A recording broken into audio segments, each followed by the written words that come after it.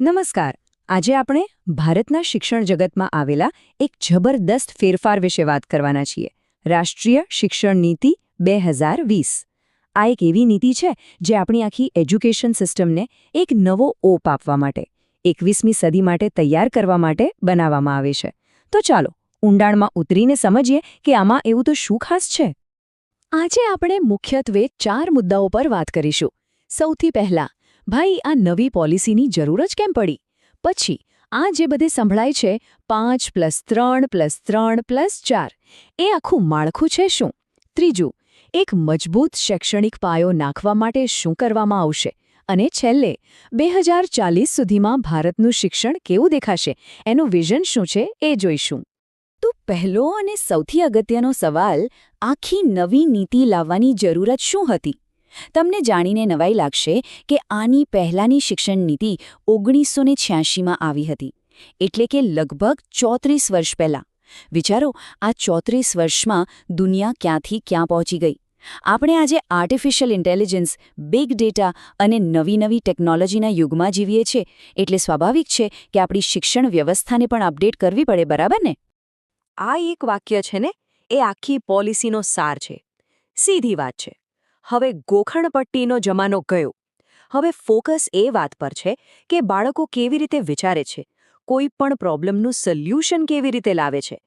આ શિક્ષણ પ્રત્યેના આપણા આખા દૃષ્ટિકોણને બદલી નાખનારી વાત છે. આ આંકડો જુઓ, 5 કરોડ. આ કોઈ નાનો સૂનો આંકડો નથી. આ ખરેખર ખૂબ જ ચિંતાજનક વાત છે. વિચારો, 5 કરોડ બાળકો એવા છે જેઓ સામાન્ય રીતે વાંચી લખી શકતા નથી કે સાદા સરવાળા બાદબાકી પણ નથી કરી શકતા. આ જે મૂળ સમસ્યા છે જેના પર આ નવી નીતિ સૌથી પહેલા પ્રહાર કરવા માંગે છે. આના પર તાત્કાલિક કામ કરવું ખૂબ જ જરૂરી છે. ચાલો હવે વાત કરીએ આ નીતિના સૌથી મોટા, સૌથી ચર્ચિત અને સૌથી મહત્વના ફેરફારની. સ્કૂલના વર્ષોની જે જૂની સિસ્ટમ હતી, પેલી 10+2 વાળી, એને હવે સંપૂર્ણપણે બદલી નાખવામાં આવી છે. અહીં તમે સ્ક્રીન પર સ્પષ્ટ તફાવત જોઈ શકો છો. એક તરફ છે આપણી જૂની, જાણીતી 10+2 સિસ્ટમ અને બીજી તરફ છે આ નવી, એકદમ ફ્રેશ 5+3+3+4 સંરચના. આ ફેરફાર ખાલી આંકડા બદલવા માટે નથી, પણ એ બાળકની ઉંમર અને તેના માનસિક વિકાસના અલગ-અલગ તબક્કાઓને ધ્યાનમાં રાખીને બનાવવામાં આવ્યો છે. સારું, આ 5+3+3+4ને થોડું સહેલું બનાવીએ. જુઓ, પહેલો છે પાયાનો તબક્કો, જે 3 થી 8 વર્ષના બાળકો માટે છે. અહીં 5 વર્ષ સુધી માત્ર રમતગમતથી જ શીખવાનું. પછી આવે પ્રારંભિક તબક્કો, 8 થી 11 વર્ષ માટે, જેમાં 3 વર્ષ સુધી એક્ટિવિટી અને પ્રયોગો દ્વારા શીખવા પર ભાર રહેશે. ત્રીજો છે મધ્યમ તબક્કો, 11 થી 14 વર્ષ માટે, જ્યાંથી વિષયના સ્પેશિયલિસ્ટ ટીચર્સ ભણાવશે. અને છેલ્લો માધ્યમિક તબક્કો 14 થી 18 વર્ષ માટે, જ્યાં વિદ્યાર્થીઓને પોતાના ગમતા વિષયો પસંદ કરવાની પૂરી આઝાદી મળશે. હવે આ જે આખી નવી સિસ્ટમ છે ને, એની સફળતાનો બધો જ આધાર 2 મજબૂત પાયા પર ટકેલો છે. એક, બાળકના શરૂઆતના વર્ષોનું શિક્ષણ કેવું છે, અને બીજું, એમને લખતા, વાંચતા અને ગણતા બરાબર આવડે છે કે નહીં. કારણ કે સીધી વાત છે, જો પાયો જ નબળો રહી ગયો તો પછી ઉપર ગમે તેટલી મોટી ઇમારત બનાવો એ ટકશે નહીં. તો આ ECCE શું છે અને કેમ આટલું મહત્વનું છે?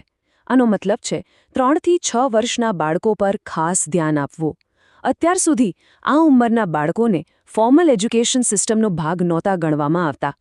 પણ વિજ્ઞાન કહે છે કે બાળકના મગજનો 85% વિકાસ 6 વર્ષની ઉંમર પહેલાં જ થઈ જાય છે. આ પોલિસી ખાતરી કરે છે કે આ ગોલ્ડન પીરિયડ વેડફાઈ ન જાય. અને ECC એટલે એવું નહીં કે બસ નાનકડા બાળકોને ચોપડીઓ પકડાવી દેવી. ના, અહીં તો રમતા રમતા, ગાતા ગાતા, રંગો પૂરતા, કઠપૂતળીના ખેલ જોતા જોતા શીખવાનું છે. આ બધાની સાથે સાથે ટીમમાં કેવી રીતે કામ કરવું, એકબીજાને મદદ કેવી રીતે કરવી અને સાફ સફાઈનું મહત્વ શું છે, એ બધું પણ શીખવાનું છે. આ એક ઓલરાઉન્ડ ડેવલપમેન્ટનો એપ્રોચ છે. યાદ છે આપણે પહેલાં 5 કરોડ બાળકોની વાત કરી હતી? બસ આ મિશન સીધું એ જ સમસ્યાને ઉકેલવા માટે બનાવવામાં આવ્યું છે. ટાર્ગેટ એકદમ ક્લિયર છે. 2025 સુધીમાં 3જા ધોરણમાં ભણતું દરેક બાળક બરાબર વાંચી લખી શકતું હોવું જોઈએ અને સાદું ગણિત કરી શકતું હોવું જોઈએ.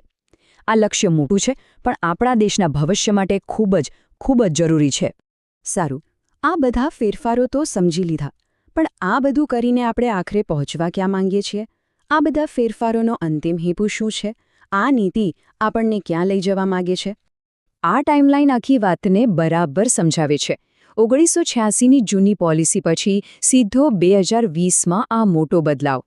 હવે લક્ષ્ય એ છે કે 2030 સુધીમાં એક પણ બાળક સ્કૂલની બહાર ન હોય અને 2040 સુધીમાં આપણી શિક્ષણ વ્યવસ્થા એવી હોય કે દુનિયા આપણું ઉદાહરણ આપે. તો આખરે આ નીતિનું અંતિમ સપનું શું છે? આ વાત ખાલી નિયમો બદલવાની નથી. આનો હેતુ એક એવો સમાજ બનાવવાનો છે જ્યાં જ્ઞાનને સૌથી વધુ મહત્વ અપાય, જ્યાં દરેક બાળકને, ભલે તે ગમે તેવા પરિવારમાંથી આવતો હોય, શ્રેષ્ઠ શિક્ષણ મેળવવાનો હક હોય, જ્યાં આપણને આપણી ભારતીય સંસ્કૃતિ પર ગર્વ હોય અને આપણા વિદ્યાર્થીઓ એક સારા ભારતીય હોવાની સાથે સાથે જવાબદાર ગ્લોબલ સિટીઝન પણ બને. અને અંતે સૌથી મોટો સવાલ, રાષ્ટ્રીય શિક્ષણ નીતિ 2020 એ કાગળ પર તો ભારતનું ભવિષ્ય બદલવા માટે એક શાનદાર બ્લ્યુપ્રિન્ટ આપી દીધી છે. એમાં કોઈ શંકા નથી કે તેની ક્ષમતા અપાર છે, પણ એને હકીકતમાં જમીન પર ઉતારવાના પડકારો પણ એટલા જ મોટા છે. તો સવાલ એ જ છે કે શું આ નીતિ ખરેખર ભારતનું ભવિષ્ય બદલી શકશે? આનો જવાબ તો આવનારો સમય જ આપશે, અને એ આપણા સૌના પ્રયત્નો પર નિર્ભર કરે છે.